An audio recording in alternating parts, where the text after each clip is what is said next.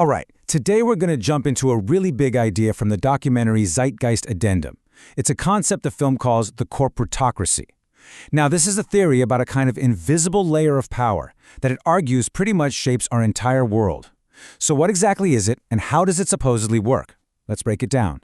So let's start with the basics. What is a corporatocracy? According to the source material, it's basically a small, unelected group made up of the most powerful corporate leaders on the planet. Think of it like an invisible empire that doesn't answer to voters and has absolutely no term limits. This is the core idea we're going to explore. Okay, so first up, let's look at how this invisible empire supposedly controls things on the home front. The documentary argues that its influence starts right at the very top, at the highest levels of government. The key mechanism here, according to the film, is something it calls a revolving door. It points to this pattern where, for instance, someone can go from being the CEO of a huge corporation, say Halliburton, to holding a top government job like the vice presidency, and then, later on, go right back into the private sector. You can see how this creates a very close and potentially very problematic relationship between big business and government. So how is this control actually maintained? Well, the film highlights a few key tools.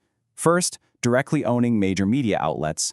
Then you've got massive advertising budgets that can shape what gets covered in the news. And of course, there's the heavy financing of political campaigns, so much so that politicians might end up working for their donors instead of their voters. The result, it argues, is a situation where only wealthy, pro-corporate candidates really even get a shot at running for office. And all of this leads to the documentary's really stark conclusion.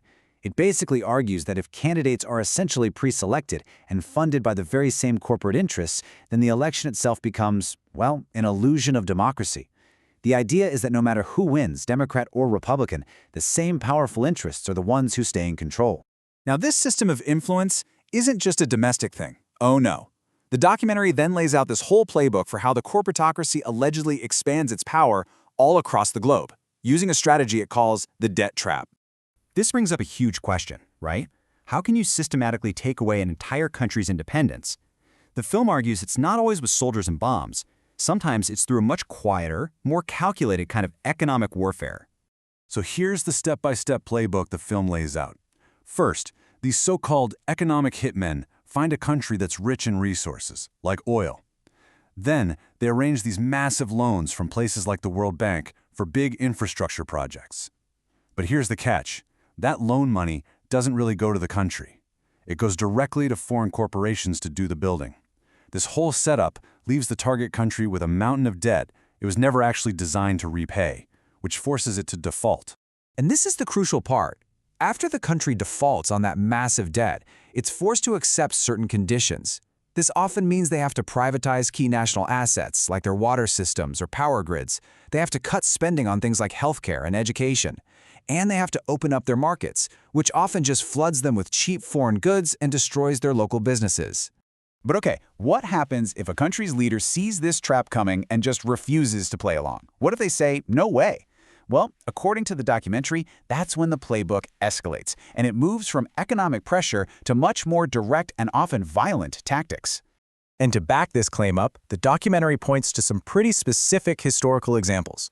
It argues that democratically elected leaders in places like Iran and Guatemala were overthrown by covert operatives, who the film calls jackals, precisely because they tried to resist this economic pressure and use their nation's own resources to help their own people.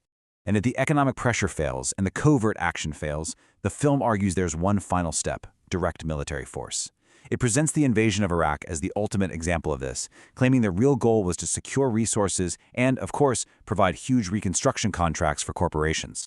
So after laying out this entire system of control, the documentary kind of zooms out.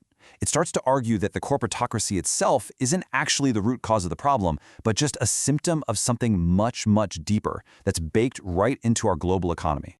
So here's the film's core argument. Our entire monetary system is the problem. Because the number one goal is always profit, the system naturally creates endless competition and even artificial shortages just to keep prices high. From this viewpoint, things we'd normally think of as good, like say true efficiency or abundance for everyone, are actually bad for business. This all leads to a really interesting contrast between two possible systems. On one side, you have our current monetary system, which the film says is totally built on competition and scarcity. And on the other side is the alternative it proposes, something it calls a resource-based economy, which would be focused on collaboration, sustainability, and just intelligently managing the Earth's resources for the benefit of everybody. So what's the solution to break the cycle? The documentary calls for what is essentially a mass withdrawal of support.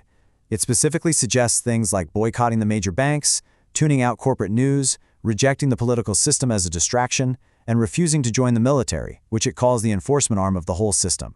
And all of this leaves us with a central, really provocative question that the film poses.